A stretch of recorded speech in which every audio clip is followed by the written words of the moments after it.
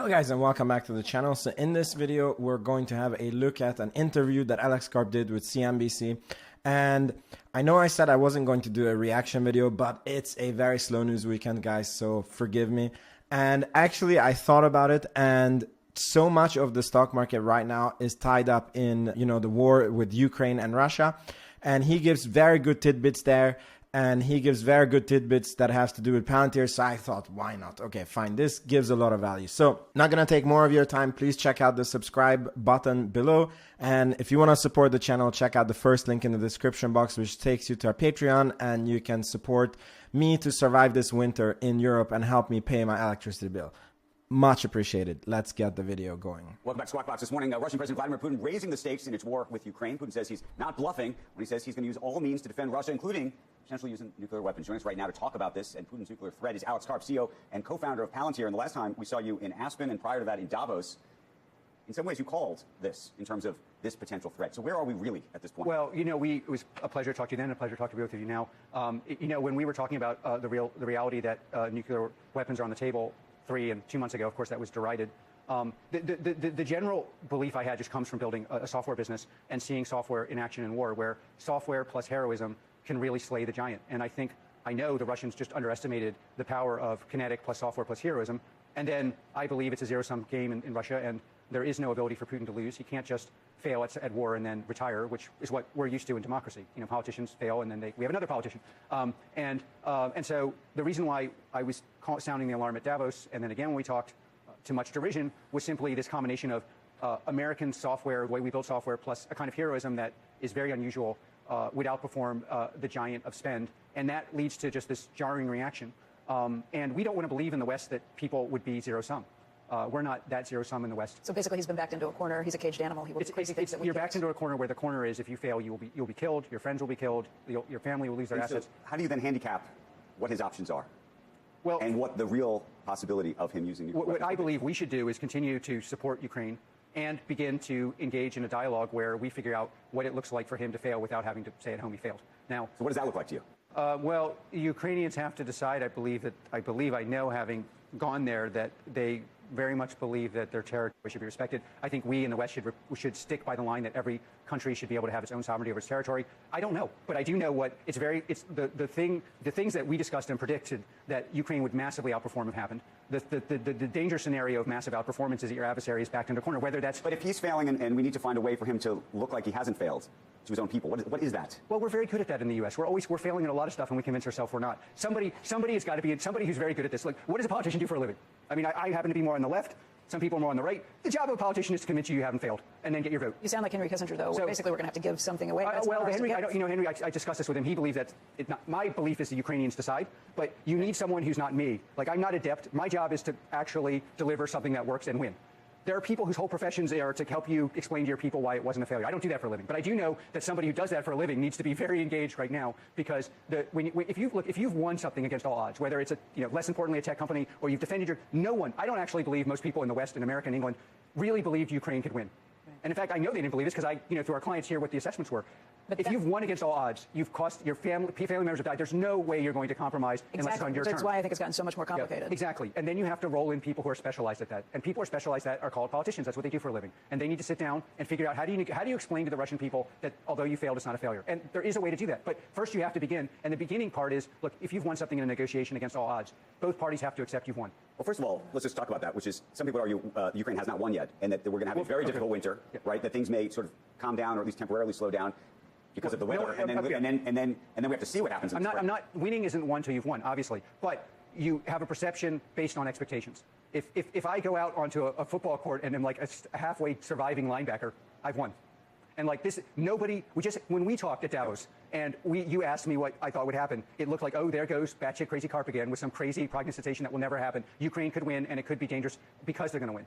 that looked batshit crazy. In fact, that is the reality we're in. And you have to begin with the facts. The facts are they've massively outperformed. By the way, this is going to change the way war is fought. Because here you have a tiny country with very little assets, and in the use of software and heroism, you can push off and win against a Goliath. Use of software. Explain that. Well, this is the Palantir part of the story. Yeah, the parts that we're not allowed to talk about is you just, in classic warfare, it just comes down to post-World War II. America spends $800 billion, Russia spends, I don't know, $65 billion, but Russia thinks half of it is at waste, and they're willing to do things on the human rights front we would never do. So they think it's parity, right?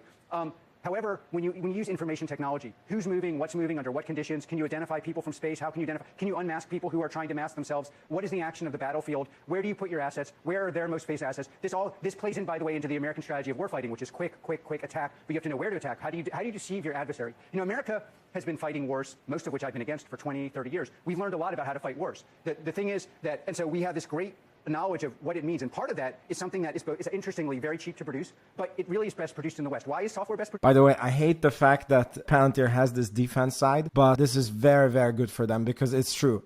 Please let me know in the comments when the war broke out and you just looked at the numbers. I did that. I think I even did a video on it. And Russia had 10x everything, 10x the manpower, 10x the tank, and Ukraine is a super poor country. So, I mean, kudos to them. They really did beyond anybody's expectations. And I can totally see how this is for them. But every other country is looking at this, and it's so bad that he cannot say how they were involved. But obviously they were involved, and obviously they were a big help to Ukraine. And this is going to, every small country will want to have their software. And this is very good for their business.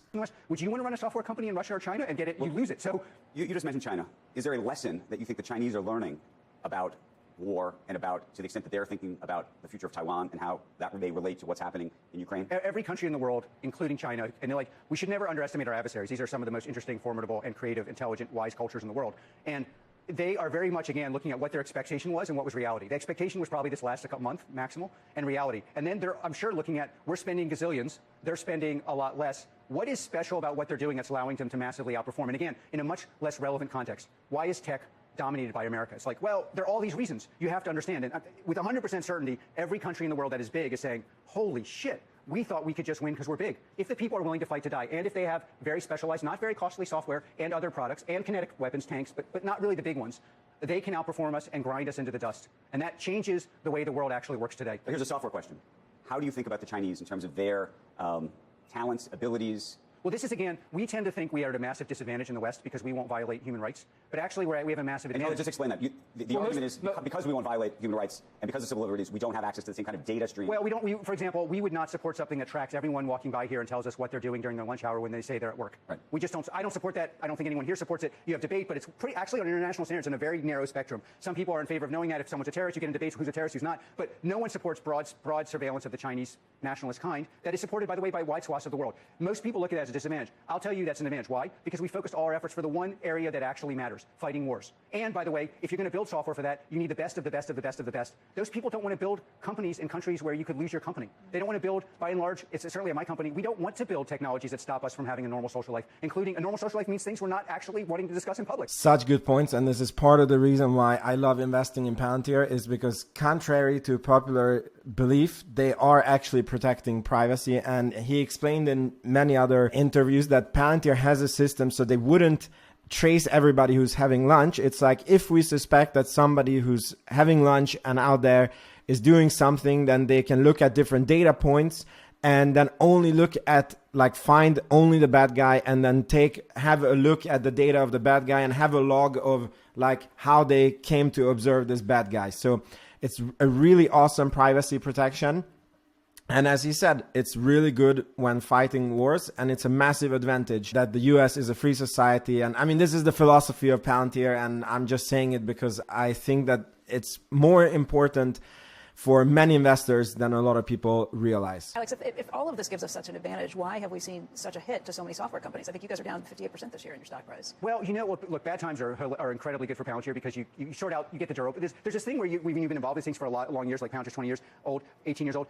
The bad times really uncover the durable companies, and tech is going through bad times, and there are lots of reasons, interest rates, other reasons. But you will see that the durable companies that come out of this in 3, 4 years, 2 years, however long it takes, are largely going to be from America, largely from the West Coast, and they're going to be very focused on producing things that actually matter. Will this like deadly tidal wave wipe out some companies? Yes, it will. And what are you seeing when we were talking about employment and labor in terms of your employment and being able to hire talent? What are you seeing right now? Look, bad how times. easy or hard it is. Plus, by the way, I imagine there are a lot of employees sitting looking at the stock price saying I'm underwater or I got half of what I thought I had. Well, look, we built Palantir. We were private for almost 16 years, and our share price on the non-private market was going down. So, like, these times, in the end, bad times help us also because the alternatives end up being, like, our main competition is I want to be a cockroachholder.com who recruits our people. That's our actual competition. The startup that is 2 days away from failing, but engineers don't know it. Those companies aren't getting funding. And so, like, instead of going to mycockroachtrap.com, people are like, yeah, the stock is down, we're doing crazy important things, and the alternatives suck. I love how he answered. I love how confident he was. And it's such a good point. The employees are down, but everybody's employees are down. The Apple employees are down on their stocks, Nvidia employees, Netflix employees. And really, if you're working at Palantir and you love working there because of the philosophy and the company, you have no other option. And does this look like, if you listen to this interview, does this look like he is the CEO of a company that is in trouble and it's going bad for them? He's very confident, very fast at answering, very transparent. I have some good feelings about Q3. You see, in terms of clients, though, right now, spending, I mean, on the corporate side and even on the government side, given what's happening in the economy? We see a big difference between U.S. and, to be frank, probably too frank, the U.S. is just completely different than everywhere else. Our U.S. business has grown 67% a year the last 3 years, from 233 million to just over $1 billion. The rest of the world, people react. Americans, for all of our foibles, we react to bad times by rolling up our sleeves and adapting. The rest of the world has trouble with adapting at the pace we adapt. So yes, our business is being negatively afflicted by the inability to in other countries to adapt the way they adapt. We adapt in America. On the other hand, we're an 18-year-old business. The last 3 years, our largest, the American segment is growing 67%, despite me as a frontman. So it's like, maybe if we have a more successful frontman, we can even. I'm not planning to go anywhere, but it's like we're despite or because of our various disabilities, we're growing 67% a year in the most important, most interesting market in the world. And yes, we are not growing that way in Germany and France and other places. And I don't expect to grow that way. I do think there'll be a handoff. What I think is going to happen is we're going to have a couple years of terrible times. Those companies that are the most robust will survive and thrive. You'll get credit for it in a couple years, and the rest of the world will do what it often does. It'll follow what we did well, while deriding us for how crazy it is in America. Do you see a recession coming around the globe? So basically, very interesting what he said. So it's going to be a few years of bad times, so maybe slower growth, and it's going to kill Palantir's competition. Palantir has zero chance of going bankrupt, needing loans. They're a cash flow positive company, lots of money on the balance sheet. And then he said that there's going to be handoff when they're going to get credit for how well they did during these bad times. And then other companies are going to copy what they're doing. What he said is the US is going to do really well. Europe is going to suck in Q3, Q4, and probably next year. And then probably in 2025, they're going to get a ton of credit. And then the rest of the world is going to catch up and grow really fast. Do you see a recession coming here? I don't know. It's very hard. A lot of this definitional. But what I do see is that people are scared shitless about energy outside of America. I am. In one of our buildings, I'm a real estate owner, have hundreds of apartments that we're planning and building. And in one of the places, when I got the summer electricity bill, it cost more in the summertime than during the winter time. And the price went up 5 times. And I'm not going to lie, if the government doesn't step in and do something, it's completely unsustainable. I think 50 or 60% of Swedes, I live in Sweden, are not going to be able to pay their electricity bills. And the reason why I'm not more worried is because I know that the government is going to step in. But it's completely unsustainable here in Europe. Check out the Patreon link below. Wink, wink. They're so scared about the macro political conditions that no one wants to talk about them. Their enterprises are built for a static, unified world of peace. And the balance sheets, obviously, are not often prepared for what's going to happen, which I think is going to be pretty bad the next couple of years, politically, economically. And then also, that's actually the real problem you have in tech. If you've been raised in an orgiastic environment where you go from high grades in high school to high grades in college to being a billionaire, you've never seen bad times. The worst time you've seen is you can't get a date in high school. That's your bad times. Alex Karp, never one to hold back. So glad we're on cable rather than broadcast this morning. We appreciate you being here. I appreciate being here. Always being candid with us, and it's something. So we look forward to seeing you. Okay, guys, I love his interview. I love how uptone he is. I love how transparent he is. I love his answers and how smiling he is. And does he look at him, like a guy who's in trouble and the company is doing bad? I have a very good feeling about Q3. Let me know, guys, what you think in the comments, and I'll see you in the next video. Bye-bye.